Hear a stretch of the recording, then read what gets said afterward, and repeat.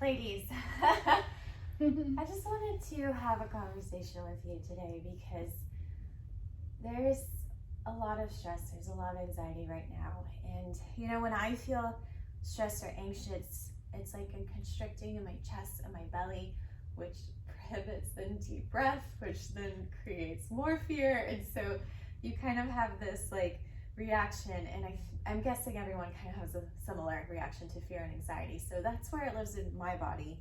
And even just having people, whenever I feel like I've calmed myself, I have people that I really love and trust and respect that have more fear, that and so then it definitely influences the way that I think. And so I just wanted to have a conversation with you about what we can do to feel good in our body, because at this time there's so much speculation which causes more fear, and none of us know if we're going to get coronavirus, but we all know the detrimental effects of stress, which is why we meditate and we do yoga and why we're here right now, because we know that science has proven that. So can you talk to me a little bit? And your ability to heal.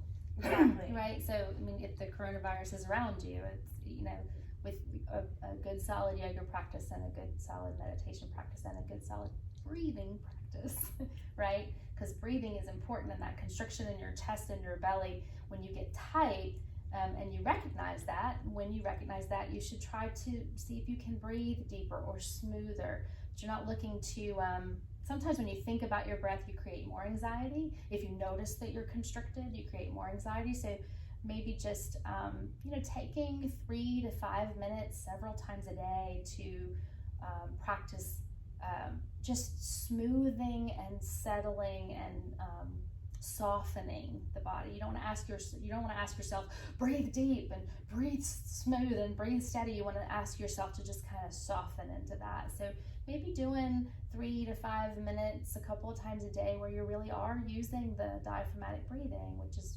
breathing into the belly, allowing the belly to soften, and breathe into the belly, and then just use the exhale to soften. Anytime you notice that you're intense, or I think that's such good advice. Like with like the softening of the body, because I know like in any like stressful time, like I can feel myself, like my body tense up, like my jaw will clench and my shoulders will just like be in my ears. And until I actually start like breathing and noticing, it's almost like that breath just helps, like you said, with that exhale, just soften everything, and it makes such a difference. Because I feel like we hold tension in the body and sometimes we don't even realize it until like I'm just like and then I'm like, oh my gosh, like I need to just like take a moment and like realize like what, and the breath just, it helps soften everything. And just taking those few moments to do that is just going to help your mindset, I feel like, completely. Well, and I think, and if you do yoga, or you've learned some breathing techniques, or if you've learned to do some meditation, maybe even stretching that out to your family and your friends and saying, hey, is this going to cure anything? Not necessarily, but it's certainly going to help you through that process. The tighter the body is, the more tense the body is, the less it has the ability to heal itself. If you are holding tension in your body, that's part of the reason why we do yoga and meditation, so that we can learn to not hold so much tension in the body, so that we get ourselves in the optimal position to heal us, right? Because we're self-healers, and this virus, there is no cure to it, right? Not yet, and there is no vaccine to it. To really, the only thing we've got as far as a defense is our bodies, and our ability to heal. So maybe just letting your neighbor and friends and family, like you said, when they're tense, especially people you love and trust, when they're tense, it causes you to be tense. Maybe just teaching people a few minutes a day to just, there's no trick to it. It's literally just focusing on softening the chest and the belly while you exhale. And I think that you're going to be putting some stuff online for people to look at. So you want to talk about that, or? We are going to put our videos online of our classes, so that if you are unable to make it right now, or if you, I'm sending out positive vibes, if you're in Hawaii in 3 months, you can still watch it. You can still watch those, exactly. Well, and it'll pass over. All we're doing, everybody's just trying to do their part through science to flatten that curve out. That's the most important part. It's not the panic.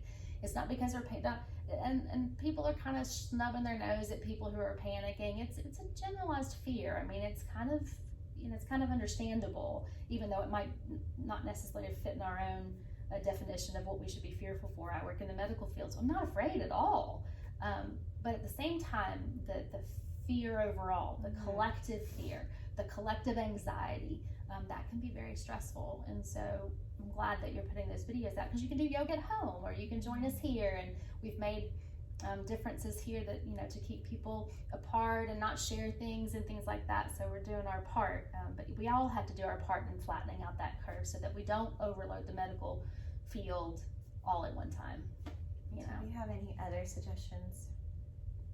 You know what? I mean, this is just an interesting tip that I learned from some of my friends who are nurses and doctors that go over to third world countries, and their bodies are exposed to different bacteria that they've never been exposed to, just like this virus is coming here. Maybe not so much here, but and they don't wear masks because people are afraid of masks. So, and the research shows that masks don't really work. I've heard that. It helps if you're sick to wear a mask to keep it in and not expose everybody else, but it's if you're sick, not if everybody else is sick. But you can swab your nose with Neosporin with a Q-tip, and you can swab. And what Neosporin does is it's got zinc and a couple of other antibacterial and virus properties. And if you do that, it helps with keeping the airborne out of your nose, because you're going to contract this through one of two ways. It's your mouth or your nose, right? We protect our hands because we take our hands to our mouth and our face, which is why we don't touch our face. But so Neosporin inside the nose works. If for some reason it gets really heavily populated here, then that would be something that you could do. But just constantly washing your hands. You don't need hand sanitizer. You need to wash your hands. You don't need toilet paper. You can use the it's just that's making me laugh, because it's like the toilet paper's not going to help us. But anyway, you can use yoga tricks. I think mainly for me, I would suggest that mainly the breathing and just taking and softening and using some videos that you're going to put out online. And I mean, there's tons of stuff out there, but using that to calm your mind. And I'll let you speak to maybe some yoga poses that are calming. You have so many good things to say. I can't follow that because I really do feel like, and it is the breathing. The breathing has to do with everything. And like I said, not only because of recent events, but just in general, whenever you get stressed, you just need to take that time to notice what your body's doing. And like you said, taking care of yourself and your body is that's all we can do. And if everybody, takes the time to do that for themselves, I feel like it'll just make an overall difference in everything and in everyone's mentality. Maybe not being so fearful, just knowing that that's all we can do is take care of ourselves. And if we take the time to do that, I feel like it'll make a difference. So maybe even loosening, like in cat-cow and child's pose, where you're stretching out. Just stretching anywhere from here to here will help you also create space for breathing and really opening up that center, that body, like the heart and the chest, and like you said, making any more room for that breath and to be able to soften the body.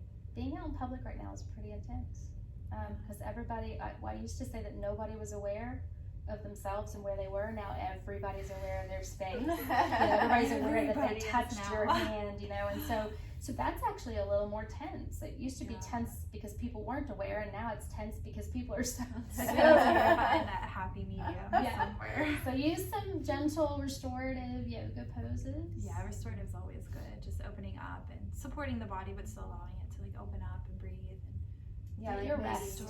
Yeah, like maybe taking a beach towel at home and rolling it up in a Tootsie Roll and placing it behind your bra strap and allowing the heart to kind of open up a little bit. Maybe that would feel really nice. Let's close with doing one of my favorites. It's so simple, so effective. We're just gonna do 3 breaths, and we're gonna squeeze our shoulders up to our ears like we're really stressed out, and then let out a big sigh. Ready? Yeah. Wow, I already felt better. 2 more. Last one. Okay, ladies, thank you for your wisdom. Namaste.